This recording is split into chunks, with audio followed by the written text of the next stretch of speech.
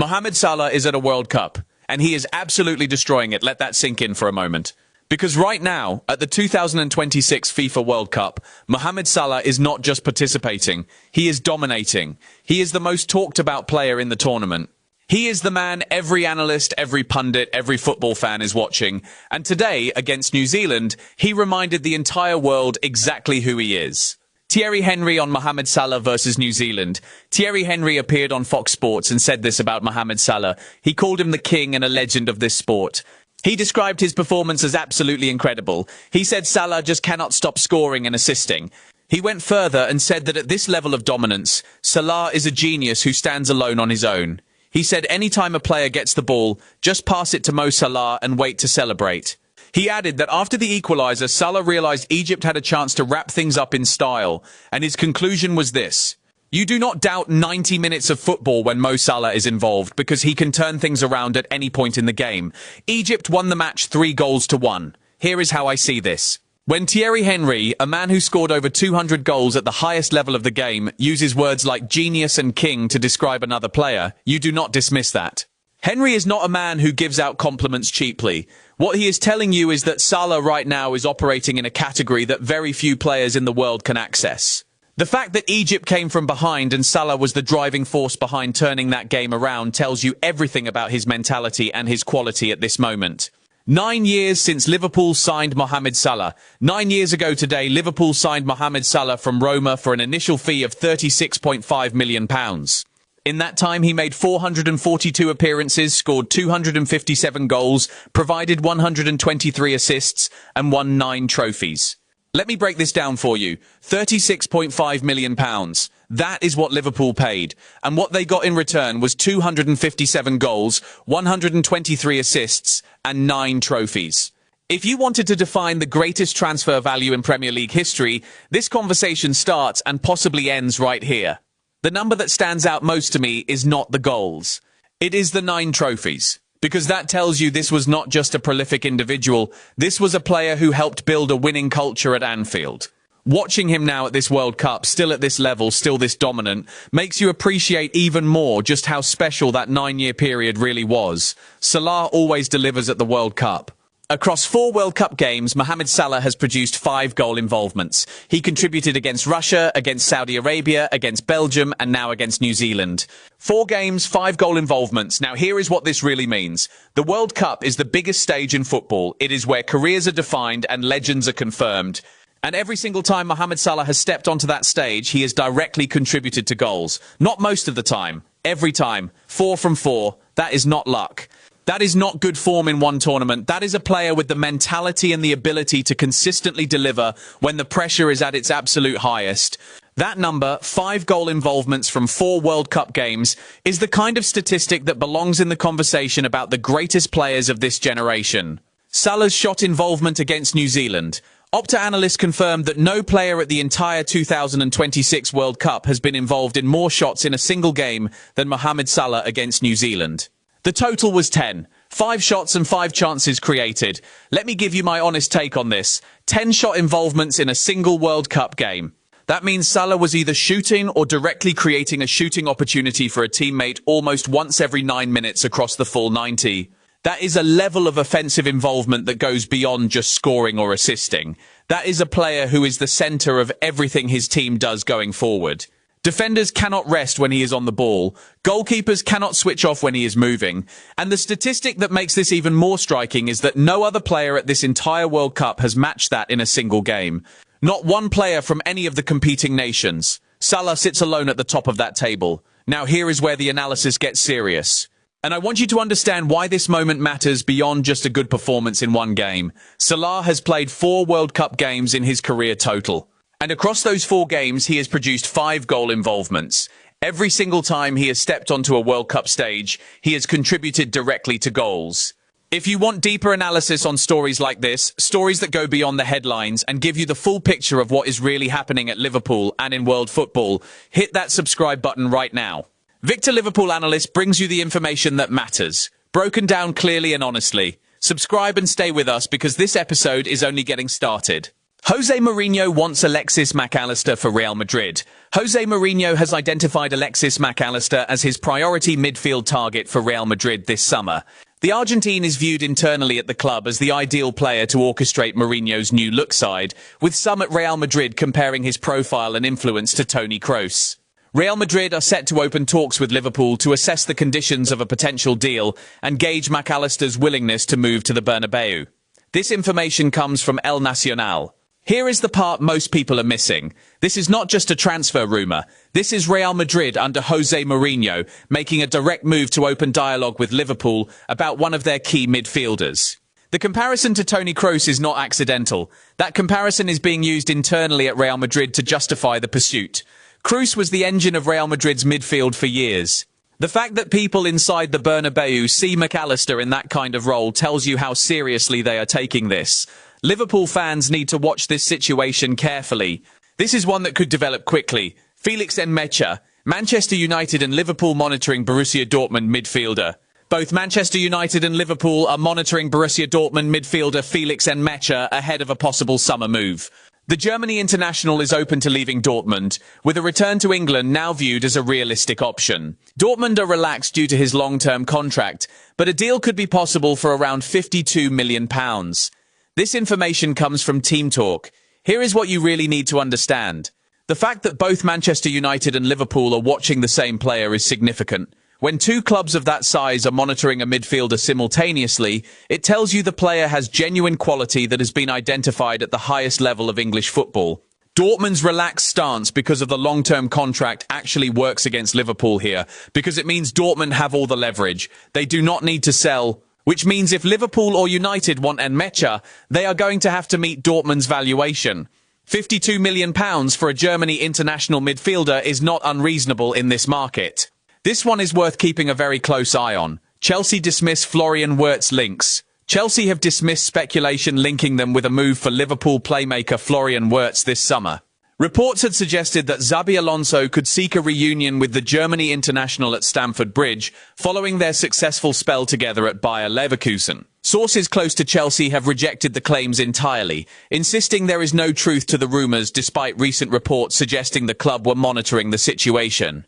This information comes from Football LDN. Let me put this in plain terms for you. Chelsea have said no, officially, publicly, through sources close to the club. This story is closed.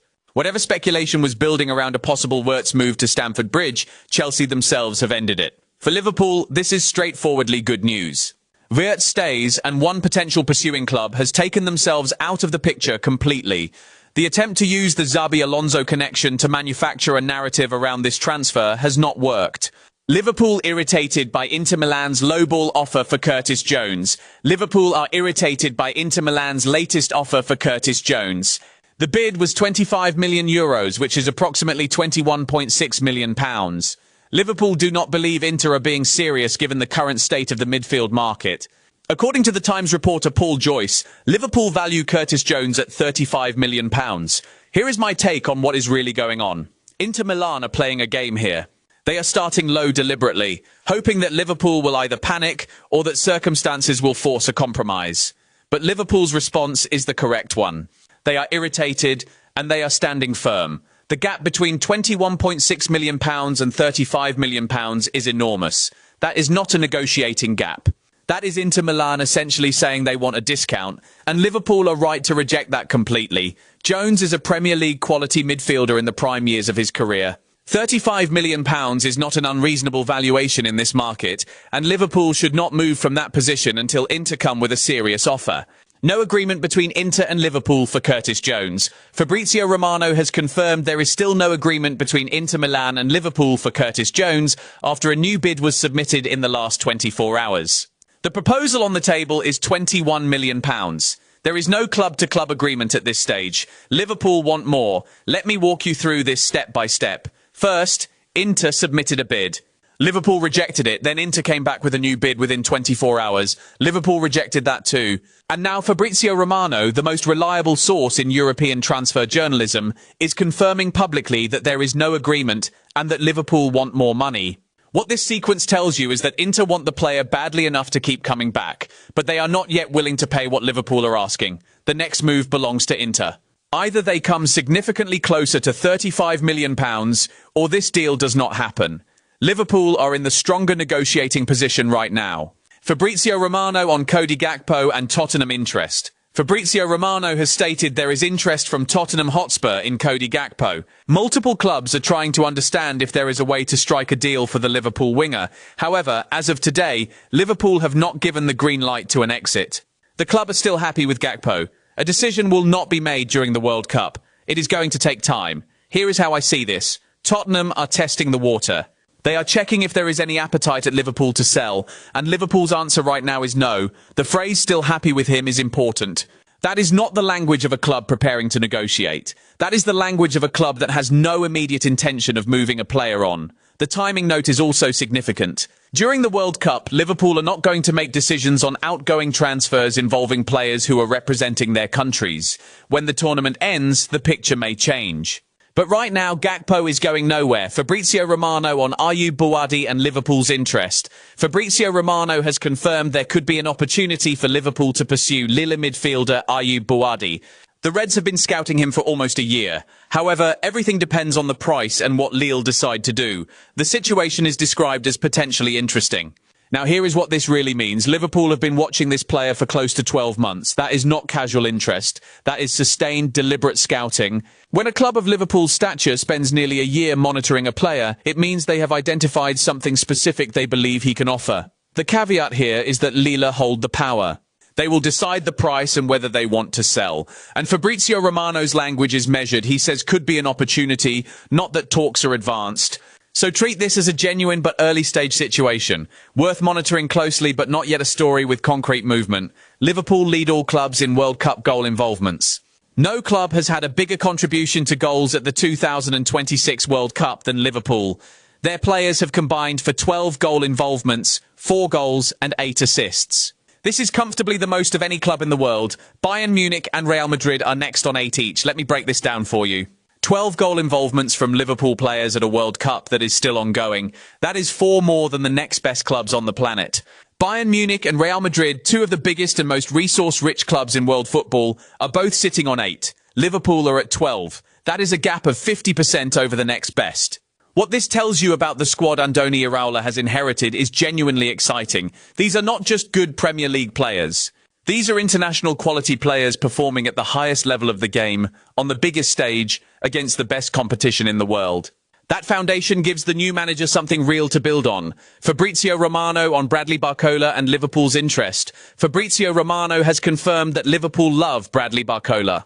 The club are discussing the Paris Saint-Germain winger every single week internally. If PSG open the door to his departure later this summer, Liverpool could be positioned to make a move. Here is the part most people are missing. The word love is significant in this context. This is not casual interest or background monitoring. Liverpool are actively and repeatedly discussing this player at club level on a weekly basis. That kind of sustained internal discussion only happens when a player is a genuine priority target. The obstacle right now is PSG. They are the European champions and they have not signalled any willingness to let Barcola leave. But the summer is long. Situations change. And if PSG's position shifts, Liverpool appear to be ready to move quickly. Keep this one very close to the top of your watch list. Jay Bothroyd warns Liverpool on Yan Diomande valuation.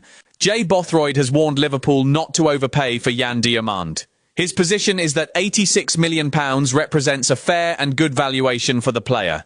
He stated clearly that going above that figure is something he cannot see the justification for, and that paying more would not represent good value for money.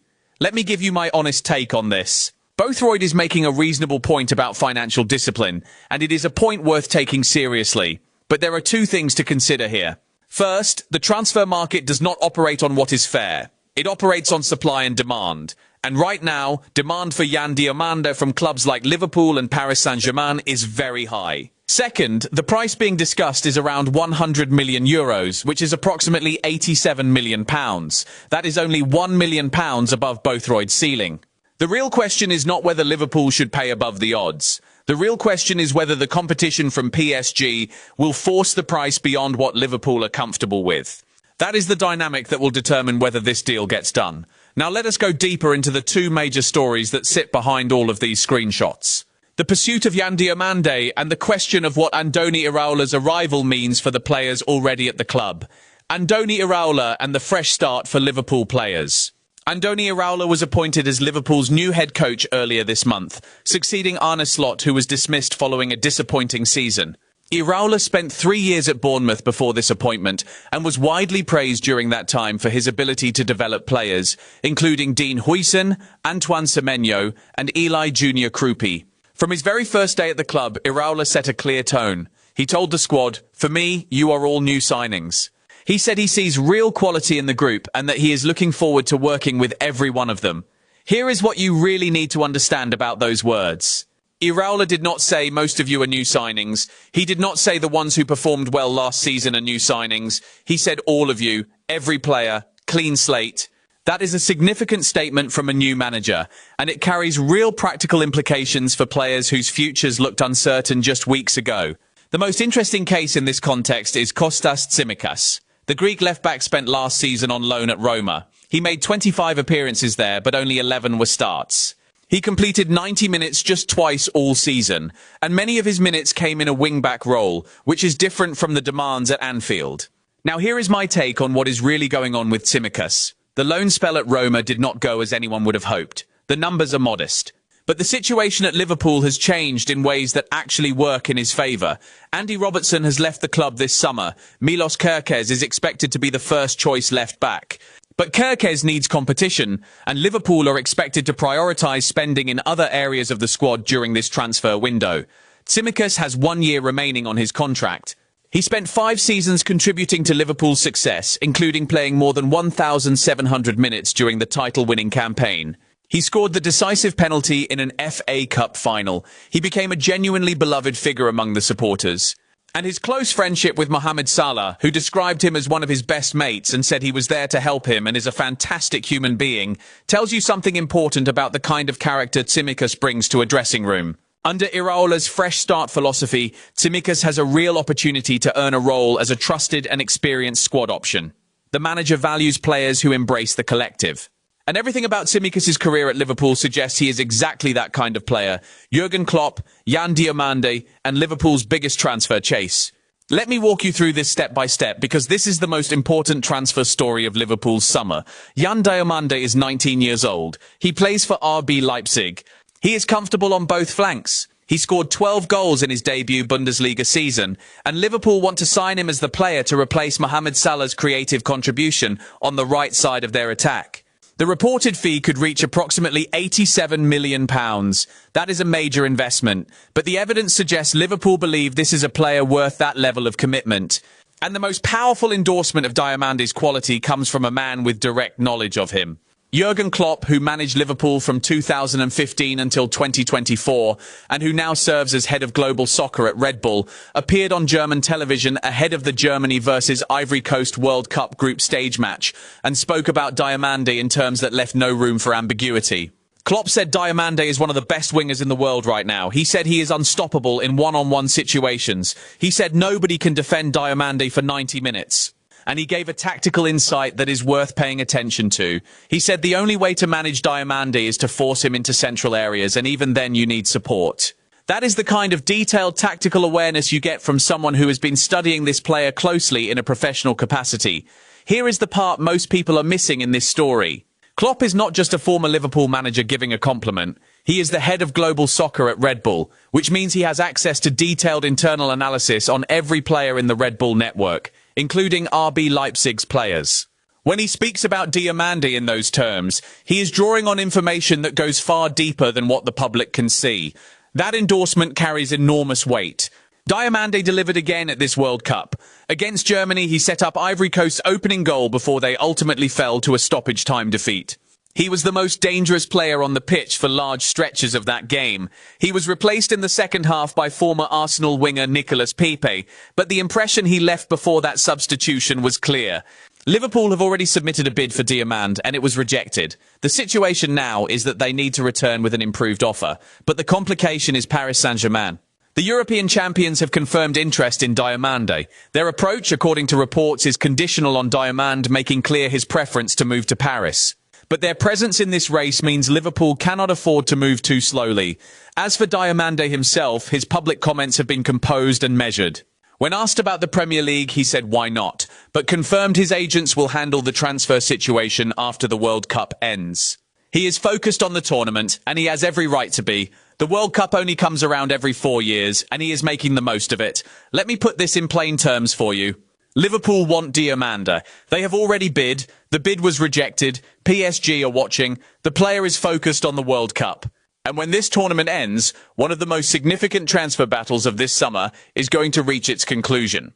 Liverpool need to be ready to move decisively when that moment comes. Final analysis. So let us bring this all together. Mohamed Salah is performing at an elite level at the 2026 World Cup, confirming once again why his 9-year contribution to Liverpool was one of the greatest individual periods in the club's history. Liverpool under Andoni Iraola are rebuilding with purpose and clarity. The new manager has created genuine hope for players like Tsimikas by treating everyone as a new signing from day one. The pursuit of Yan Diomande is the headline transfer chase of the summer, with a rejected bid, PSG competition, and a player focused on the World Cup, all creating a complex but genuinely exciting situation. The Curtis Jones negotiation with Inter Milan is a test of resolve, and Liverpool are passing that test by holding firm at their valuation of £35 million. Multiple other situations are developing: Allister and Real Madrid, Barcola and the weekly internal discussions, Bouaddi and the year of scouting, and Mecha and the dual interest with Manchester United, Gakpo and Tottenham's probing. These are all stories that will develop further as the summer progresses. And through all of it, one number captures where this club stands right now: 12 World Cup goal involvements, more than any club on the planet. That is the foundation Andoni Iraola is building on.